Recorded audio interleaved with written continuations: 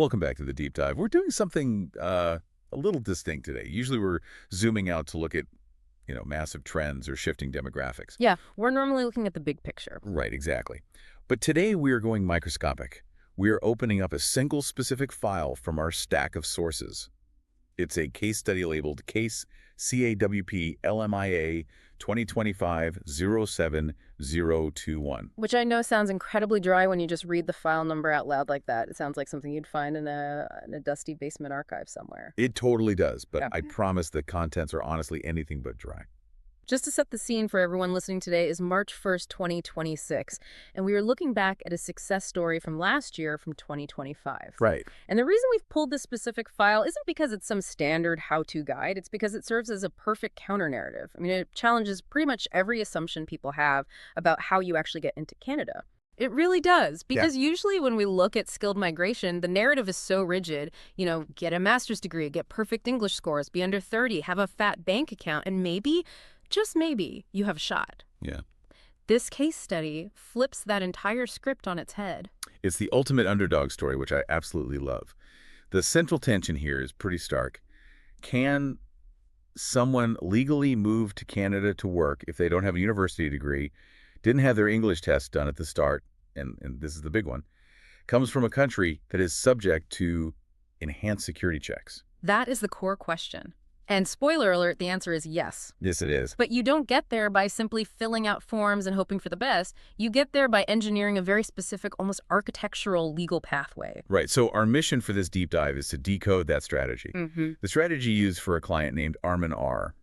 We want to show how a specific legal maneuver, the LMIA to work permit, trumped the statistical odds. Yeah. Because on paper, Arman didn't look like the ideal candidate. Not at all. In fact, on paper, he looked like a rejection waiting to happen. He really did. And that's what makes the legal assessment here so fascinating. It wasn't about checking boxes. It was about building a narrative that the immigration officers simply couldn't say no to. It was about defining the applicant before the system defined him. Okay, let's unpack this. Let's meet our protagonist. Who exactly is Arman R? So we have the profile snapshot from the time of the initial inquiry, which was January 9th, 2025. Arman is a 34-year-old citizen of Pakistan. Okay, I'm going to stop you right there. Yeah. You mentioned enhanced security checks in the intro. Why does his citizenship matter so much here? I want to be really clear on this for the listener. Is it just a processing delay, or is it an actual higher bar for approval? It is effectively both. In the world of Canadian immigration, certain regions undergo what we call heightened scrutiny. When an officer sees a passport from Pakistan, and a handful of other nations, honestly, they aren't just checking if the form is filled out correctly. Right, they're digging deeper. Exactly.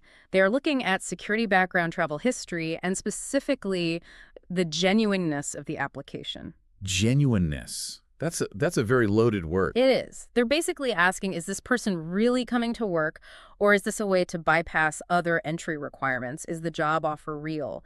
The refusal rate is statistically higher because the default setting for the officer is often skepticism. So the burden of proof is already heavier on Arman than, say, someone applying from the UK or Australia. Precisely. He's starting the race 10 meters behind the starting line. Okay, so he has that hurdle.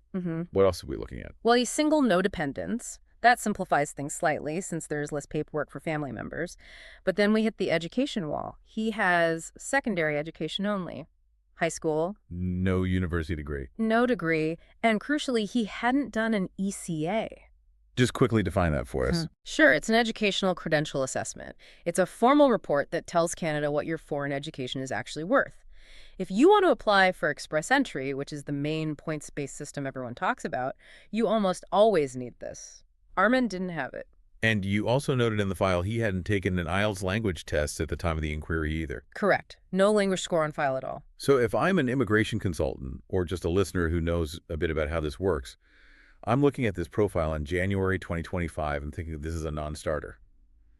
If you plug high school diploma, no English test, 34 years old, into the express entry calculator, what actually happens? You likely wouldn't even be eligible to enter the pool. And if you somehow did, your score would be rock bottom. You'd be hundreds of points below the cutoff. The source material explicitly states that express entry was excluded as a starting route. It was a dead end. Completely. But, and this is a significant act, but Arman had what the file calls a safety net. Yes. This is the pivot point. Arman wasn't applying from Pakistan. He was already legally employed in the EU. In Poland, right? Specifically in Poland, yes, with a valid work residence permit. Why does being in Poland change how Canada views him, though? He's still a Pakistani citizen. He is, but his residence in Poland signals two massive things: compliance and stability. It tells the Canadian officer, I am not desperate. I am already established in a safe, developed country. I have gone through an immigration process before in the EU, and I obeyed the laws. I see. So it builds a baseline of trust right from the start. Exactly. It neutralizes some of that enhanced scrutiny we talked about earlier. Yeah. It proves he isn't a flight risk or someone tricked to flee instability. He has a stable life. He's just choosing to move to Canada for career advancement. That is a very different narrative. Okay, that's a really solid foundation. Now let's talk about his work. He said he didn't have a degree, but he wasn't fresh out of school either. Far from it. He had over 11 years of experience in food and catering operations, and this is where we have to be very, very careful with how we describe work. If you just say, he worked in catering, you think of someone serving coffee or chopping vegetables. Right, you picture a line cook. But the legal team dug much deeper. Because the file actually lists him as a supervisory team lead. Right. And they focused on the specific duties: staff management, shift scheduling, logistics reporting, and something called HACCP compliance. I see HACCP all over this file. Break that down for us, because why is that acronym so important to the legal strategy? So HACCP stands for Hazard Analysis Critical Control Points. It is an internationally recognized system for reducing the risk of safety hazards in food. So it's food safety. Yes, but it's not just wiping down counters and keeping things clean. It's a comprehensive management system. It requires documentation monitoring, verification, record keeping. If Arman is responsible for HACCP compliance, he isn't just a laborer, he is a technical manager. He's ensuring regulatory adherence. Exactly. That moves him way up the value chain in the eyes of immigration. But despite all that experience, when they did the initial legal assessment in January, they hit a wall. Express entry was out. And the source actually quotes Arman here. He asked the question that I think every single listener would ask if they were in his shoes. He said, is this realistic in 2025? It was a very fair question to ask. Remember back in early 2025, immigration targets were shifting. The government was trying to rein in temporary resident numbers. The door was rapidly closing for low-skilled workers, and scrutiny was at an absolute all-time high. So the legal team didn't say no. They said not that way. They had to find a side door. Right. The LMIA-based work permit. Which moves us from the statistics where Arman loses to the strategy where he actually have a fighting chance. Correct. Let's do a quick explain it. Like, I'm 5 on the LMIA. We hear this acronym constantly on this show. What is it actually doing? An LMIA is a labor market impact assessment. Basically, a Canadian employer goes to the government and says, I want to hire this specific foreigner. And the government says, prove to us that you tried to hire a Canadian first and couldn't find anyone. And if they prove it? If the government agrees, they issue a positive LMIA. It's basically a permission slip for the company to hire from abroad. So instead of Arman standing outside the country saying, please let me in, I'm skilled, he needs an employer inside the country saying, I need Arman specifically. Exactly. But the trick isn't just getting an employer, it's how you classify the job itself. And this is probably the most critical insight in this entire case study. They targeted a specific classification, a supervisory NOC at Tier 2. Okay, heavy jargon alert there. NOC and Tier. I feel like I'm reading a technical manual. Stay with me here, because this is really where the magic happens. NOC is the National Occupational Classification. It's the official dictionary of all jobs in Canada. Tier stands for Training, Education, Experience, and Responsibilities. It's a tiered system going from 0 to 5. Like climbing a ladder. Yes, like a ladder. Tier 0 and 1 are management and professionals. Think doctors, engineers, CEOs. Tier 4 and 5 are laborers, like cleaners or fruit pickers. Tier 2 is the sweet spot we're aiming for. It's skilled technical work. And it usually requires post-secondary education or significant supervisory experience. Or R. That is the magic word for Arman. That is the provision they used. The legal team determined his NOC based on his duties, not his job title in Poland. Here is where it gets really interesting for anyone listening. This is the duties over titles argument. It is the golden rule of Canadian immigration that so many people miss entirely. Your job title in Poland or Pakistan might be shift leader or catering assistant, But if your actual duties involve scheduling training staff and managing safety protocols like HACCP Canada might view you as a food service supervisor. So they looked at his actual day-to-day life, Yeah. the clipboards, the spreadsheets, the safety checks, and they said, you fit in this higher category. Yes. And that category TU2 is critical because it's considered skilled work. It opens the door to permanent residence later on. If they had classified him as just a food counter attendant, which is Tier 4, that door would be completely closed. He'd just be a temporary guest worker. It seems risky, though, doesn't it? If you claim to be a supervisor, but you don't have the degree, doesn't the officer automatically get suspicious? Like, hey, this guy's just a cook trying to sound fancy. That is the exact risk. And that is exactly why they created what the source calls the refusal prevention package. I love that term. It sounds like they were preparing for war. They essentially are. Instead of just filling out the standard forms and hitting send, they built a preemptive legal argument.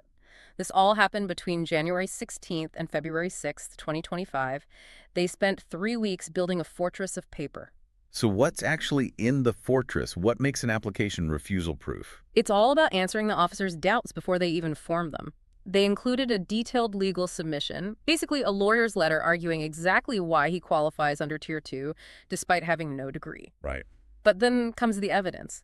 Not just a generic reference letter saying Arman worked here. They likely included org charts showing exactly who he managed, sample logs of the HACCP checks he personally signed off on, rosters he created. Hard proof of the duties, showing not just telling. Exactly. And they also addressed the security aspect we mentioned earlier. They provided a financial rationale showing he can support himself, and documentation showing his travel history was consistent and logical.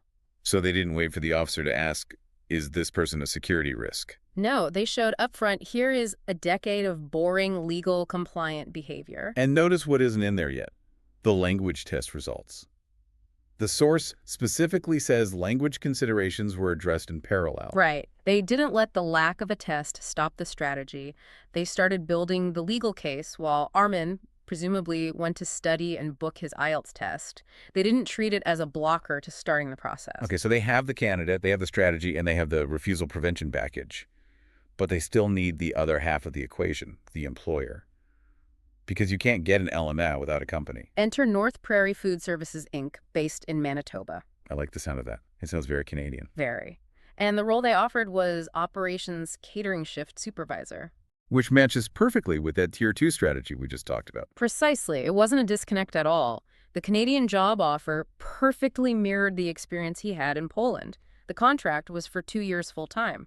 Now, I really want to look at the timeline here, because usually when we talk about government processing on this deep dive, we're talking about waiting months and months just for a simple email. But look at this grind phase. It is remarkably tight. The employer recruitment and wage compliance checks happen between January 20th and February 18th. That's the mandatory advertising period, right? Yeah. Where you have to prove you tried to hire a Canadian? Yes, and they didn't waste a single day. As soon as that period closed, the LMIA application was submitted on February 21st, 2025. And it was approved on April 23rd, 2025. 2 months, exactly. That is incredibly fast. It is efficient. And honestly, that speed speaks directly to the quality of the application. Usually delays happen when the government has to ask questions, wait, is this wage correct? Or wait, did you really try to hire a Canadian? But if you provide all that proof up front in that refusal prevention package, the officer just ticks the boxes and moves on. Exactly. So April 23rd, the employer gets the green light. Yes, you can hire Arman. Now, Arman has to apply for the work permit itself. This is the second hurdle. The LMIA approves the job, but the work permit approves the person. This is where Arman's citizenship and background actually come under the microscope. They prepared that package from April 24th to May 5th, submitted it on May 6th. And this package included everything. The approved LMIA, the job offer, the proof of experience, and that crucial proof of stable EU status in Poland. Biometrics, the fingerprints and photo were requested on May 8th and completed by May 13th. Again, just moving very, very fast. Unbelievably fast. So now we sit and wait. It's May 2025. Arman is in Poland, probably checking his email every 10 minutes. The file is in a queue in Ottawa or a visa office somewhere. And on June 17th, 2025, which is about 6 weeks after submission, the decision comes in. Work permit approved. Approved. And looking at the source material, this is what we call a clean win. Meaning what, exactly? It means there were no procedural fairness letters or PFLs. Break that down for the listener. What is a PFL? A procedural fairness letter is essentially the officer saying, I have concerns. I'm about to reject you because I don't believe you're genuine or I think you're a security risk. Explain this to me right now or you're out. Oh, wow. Yeah, getting a PFL adds months of stress legal work and honestly often leads to refusal anyway. And Arman didn't get one. No additional document requests at all. No back and forth, just yes. That is rare for a case with enhanced security checks, isn't it? It is highly unusual unless, again, the answers to the potential security questions were already provided in the initial submission. They likely addressed his travel history and background so thoroughly that the security officers just didn't need to dig any deeper. They essentially prosecuted and defended the case before the government even looked at it. Exactly. So Arman gets the visa.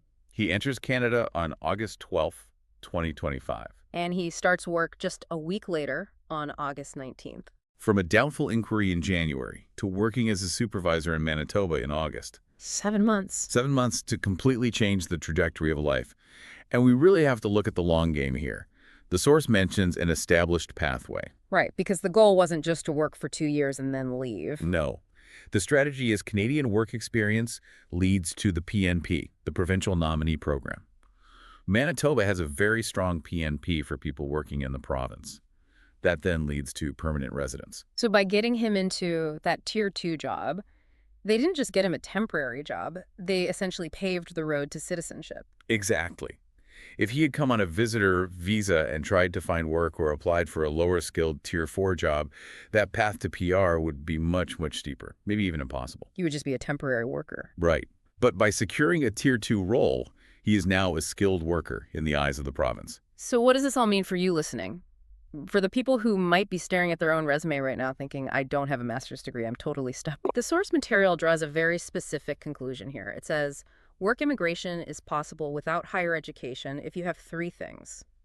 A legally sound LMIA strategy correct, NOC selection, and strict control of procedural timelines. Strict control of procedural timelines. That sounds incredibly boring, but in this case, it was literally the difference between success and failure. It means knowing exactly when to file what and not leaving any gaps where an officer can get suspicious. It means momentum. I think the biggest takeaway for me is the duties versus titles thing.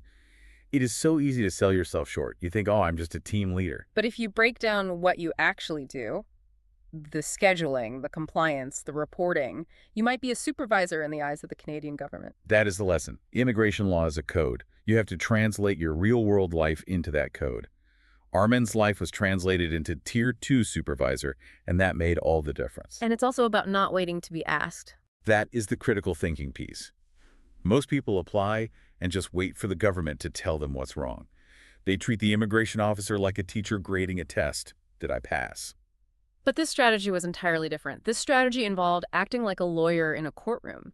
You present the evidence, you make the argument, and you close the loopholes before the judge, or in this case, the officer even looks at the file. You don't wait for them to find a problem, you prove there isn't one. Exactly. This strategy involved looking at the profile, identifying the weak spots, like the lack of a degree or the citizenship scrutiny, and fixing them before the file was ever sent. Answering the question before it's asked. Precisely. It turns a maybe into a yes. It's a fascinating look at how the system actually works when you pop the hood. It's not just luck. It's engineering. It is. And it's a reminder that impossible usually just means it requires a different strategy. If the front door of Express Entry is locked, you have to find the key to the side door. Well said. We are going to leave it there for this deep dive. A huge thank you to the source material for this detailed breakdown of Case CAWP-LMIA 2025-07021. It's always cool to see a win for the underdog, especially when it involves outsmarting the bureaucracy. Absolutely. It is a very satisfying case. Now, here is a final thought for you to chew on as you go about your day. We talked a lot about that refusal prevention package, proving you're genuine before anyone even questions you. Right. In your own career or your own projects, how often are you waiting for someone to ask if you're qualified instead of just providing the evidence up front? How many approvals in life are you missing out on simply because you're waiting for the question? That is a powerful question. Don't wait for the procedural fairness letter in your own life. Something to think about. Go look at your own resume and see if you're listing titles or duties. We'll catch you on the next deep dive. Goodbye, everyone.